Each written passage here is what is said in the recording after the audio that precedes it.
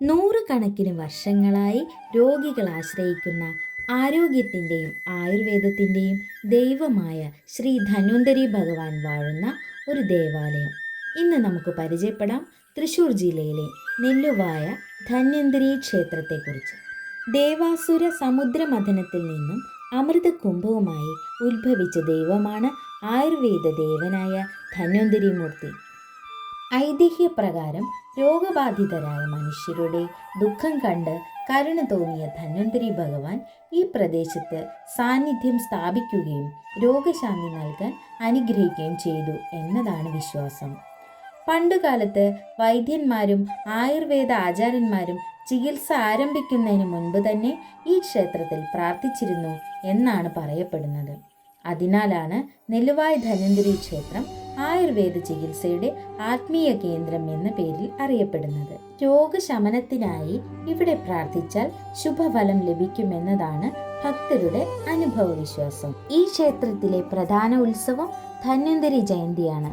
കാർത്തിക നക്ഷത്രത്തിലാണ്, അതായത് October November മാസത്തിലാണ്. ഈ ദിവസം ഭഗവാന്റെ അവതാര ദിനമായതിനാൽ ഏറെ പുണ്യമുള്ളതാണ്. രോഗശാന്തിക്കായി വിവിധ ഭാഗങ്ങളിൽ നിന്നും ആയിരക്കണക്കിന് ഭക്തർ എത്തിച്ചേരുന്നു. ഏറ്റവും പ്രധാന വഴിപാടായ മുക്കിടി എന്നത് ധന്വന്തരി ഭഗവാന് സമർപ്പിക്കുന്ന ഒരു ഔഷധ ഭക്ഷണ വഴിപാടാണ്. ആഹാരമേ ഔഷധം എന്ന ആയുർവേദ തത്വത്തിന്റെ ആത്മീയ രൂപമാണ് മുക്കിടി. ദീർഘകാല രോഗങ്ങൾ, ഉള്ളിലെ അസുഖങ്ങൾ, കുട്ടികളുടെ ആരോഗ്യ പ്രശ്നങ്ങൾ, ശസ്ത്രക്രിയയ്ക്ക് മുൻപ് അല്ലെങ്കിൽ ശേഷം മരുന്ന് ഫലം കാണാൻ വൈകുന്ന അവസ്ഥകൾ, ഇവയ്ക്കെല്ലാം മുക്കിടി വഴിപാട് ഫലപ്രദം എന്നാണ് ഭക്തരുടെ അനുഭവ വിശ്വാസം. രോഗിയുടെ പേരിലോ ഭക്തന്റെ പേരിലോ സങ്കല്പം പറഞ്ഞ് വഴിപാട് നടത്തിയ ശേഷം പ്രസാദമായി ലഭിക്കുന്ന മുക്കിടി നിർദ്ദേശിച്ച വിധത്തിൽ കഴിക്കുന്നു.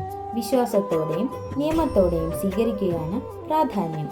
ഏറ്റവും പ്രധാന വഴിപാടും അപൂർവമായതുമായ വഴിപാടാണ് അട്ടവഴിപാട്. ഇത് ആരോഗ്യശാന്തിക്കും രോഗനിവാരണത്തിനുമായി ചെയ്യുന്ന വഴിപാടാണ്. ദ്യോ നാരായണോ ഹരി എന്ന ചിന്ത ഇവിടെ ജീവിക്കുന്നു. ആരോഗ്യം തന്നെയാണ് ജീവിതത്തിലെ ഏറ്റവും വലിയ സമ്പത്ത്.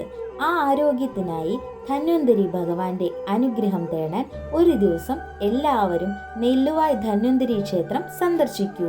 കൂടുതൽ ക്ഷേത്രകഥകളും വിശ്വാസങ്ങളും ഇഷ്ടമാണെങ്കിൽ ലൈക്ക് ചെയ്യൂ, ഷെയർ ചെയ്യൂ, സബ്സ്ക്രൈബ് ചെയ്യാൻ മറക്കല്ലേ. ഹരേ കൃഷ്ണ. സർവം ശ്രീ കൃഷ്ണ അർപ്പണമസ്തു. ജയ് ശ്രീ രാധേ രാധേ. രാധേ ശ്യാം.